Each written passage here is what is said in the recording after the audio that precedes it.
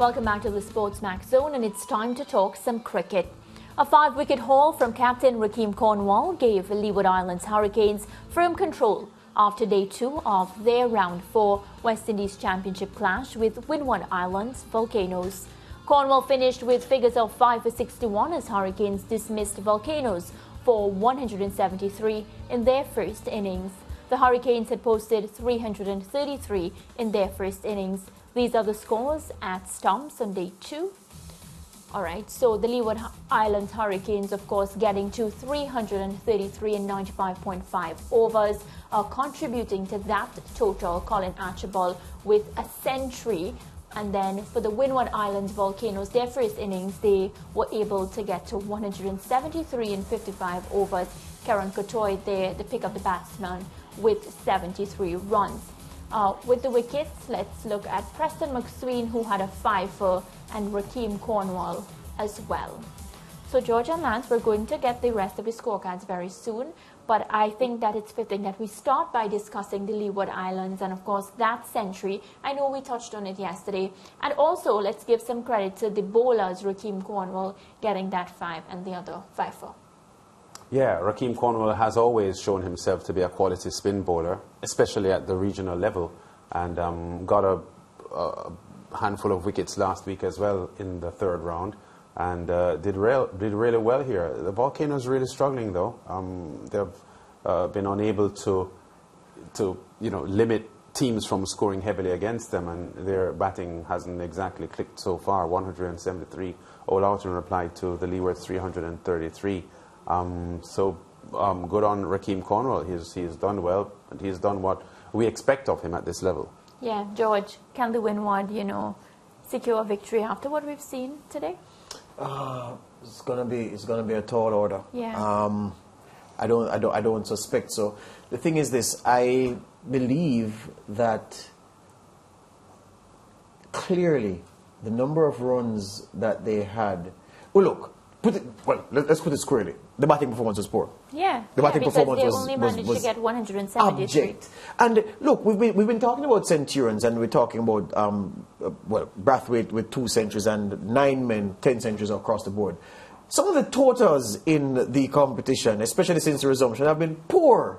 Yeah, really. You can't keep struggling to get to 150. Go again. We're getting extremes. Well, yeah. And that's the thing. So I don't know what accounts, and I'm saying, if you get runs at this level, it doesn't mean you'll get runs at the top level. But if you don't get runs at this level, then it means clearly then, it's not worth the investment of trust or confidence in you to take you to the next level. So I'm saying that for the Volcanoes, they'll be really wondering now this evening, what the devil is wrong with our batting? Yeah. So I'm going to move along to the Trinidad and Tobago match. And, the last time I checked, before we came on set, of course, so that means that, things would have changed. Terrence Hines, who is usually an opening batsman, I've grown up watching him as well, and I've followed his career very closely.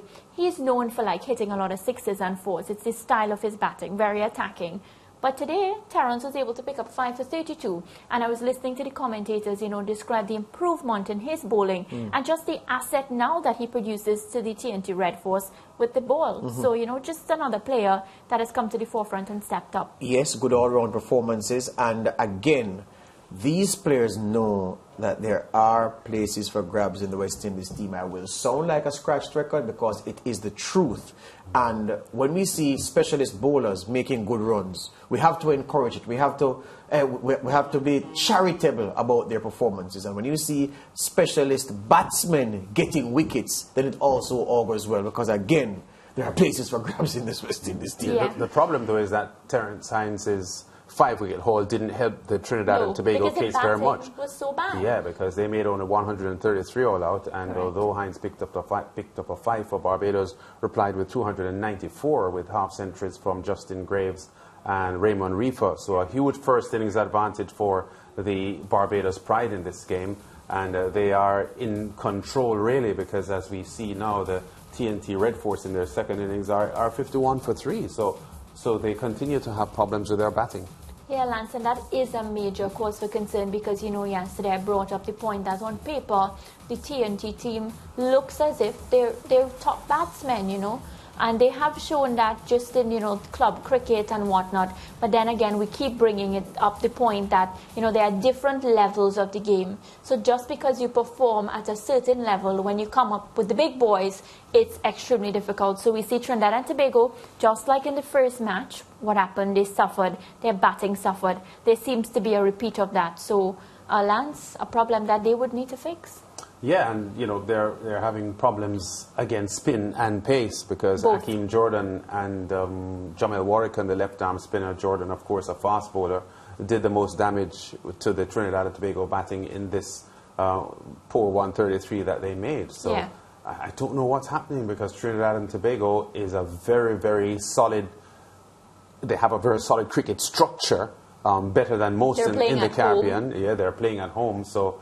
I don't know if the issue is mental, but the coach has some work to do because what we're seeing from Trinidad and Tobago is below par and a little surprising, I have to say. Yeah, so I'm going to move across now to another team that has really stepped up, Jamaica versus Guyana, because we know Jamaica in the first set of matches, Jamaica had a poor showing with the bat. So the Jamaica Scorpions with the bat, they really stepped up. And I just want to remind the viewers that their captain, John Campbell, had said that he had forgotten about that first match and he was coming out all guns blazing and he was going to lead by example. So Jamaica Scorpions, they were able to get to 393 runs in 109.3 overs. Of course, with the bat, Jermaine Blackwood stepping up with that century and Aldane Thomas, which, Lance, we celebrated and spoke about yesterday because not so often you get that from a batsman batting at that number. For the Guyana Harpy Eagles in their first innings, they have gotten to 213 for one, Lance. So somebody's onto something. Guyana seems to be doing well with the bat as well. Well, we have to conclude that the batting conditions here may be very good because 213 for one is a very solid reply up to this point for the Guyana Harpy Eagles. Significant that Tajan Shandapol is 96 not out at the moment. He has not been out since the restart of the tournament after the break. 140 not out, then 23 not out, now 96 not out. Well over 200 deliveries, so he's batting slowly, or if you want to be kind, cautiously. Listen, it's better than being all out 50-something or, Well, you would say that as a Trinidad and Tobago fan. So he can bat how slow he wants. He can bat all day for me. Well, I think there are concerns about his ability to score briskly. Yeah. Having said that, he must be commended for putting a high price on his wicket, because I think that, too often we see West Indies batsmen not putting a high enough price on their wicket, and you cannot accuse Tajan Shandapol of that. 96 not out, 228 deliveries, so it may not be pleasurable to watch him bat, but important that he's compiling runs. And he's a key reason why they are at 213. Let's just say that, because when you look at the amount of runs that Jamaica put up, 393, that's a lot to chase, So I have to say he has to accept responsibility for the good position that the Guyana Harpy Eagles are in today. Before we leave that Jamaica game, though, Aldane Thomas, the wicketkeeper batsman who made 100, good on him. He turned his maiden first-class 50 into a maiden first-class 100. I love that. His previous highest score before now, I think, was 48 or 49.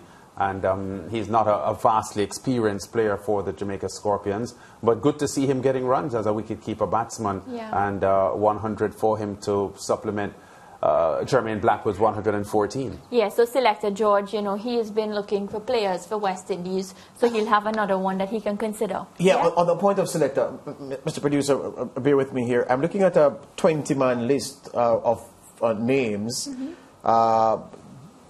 Headlined as the Reggae Boyz CONCACAF Nations League squad. So I was busy looking at it for the bulk of this segment. And if I may take the liberties, Mr. Producer, of reading the names. Andre Blake, this is Jamaica's squad for the CONCACAF Nations League. So Andre Blake, Damian Lowe, Richard King, Javane Brown, Devon Williams, Ravel Morrison, Tyreek McGee, Leon Bailey, Rolando Aarons, Shamar Nichols, Namari Bell, Jamoy Topi, Kahim Paris, Junior Flemings, Jamal Lowe, Amal Knight, Atafaroy Bygrave, Daniel Green, Okasa Chung, and Kenroy Campbell. Now, those are 20 names. I suspect that the squad should go to 23 by the time the final squad is announced. What is interesting about this list, as I see no Nicole Christian there, he's over 30. Andre Blake is 30. Devon Williams is 31, I think.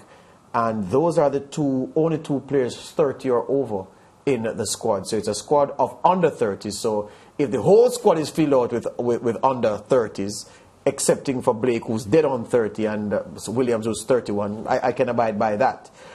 There's an interesting selection here. Rolando Aarons is listed. He was not so long ago the boy wonder at Newcastle United in the English Premier League.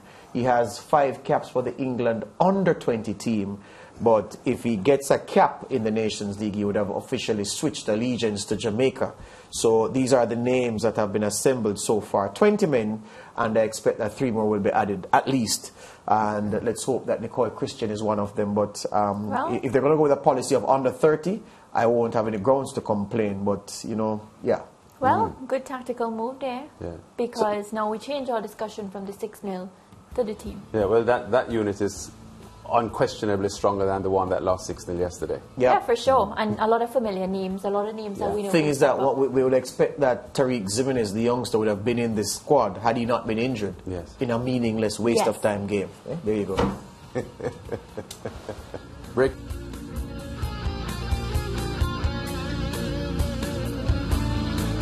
Stay with SportsMax on YouTube and follow us on all social pages for updates, news and entertainment.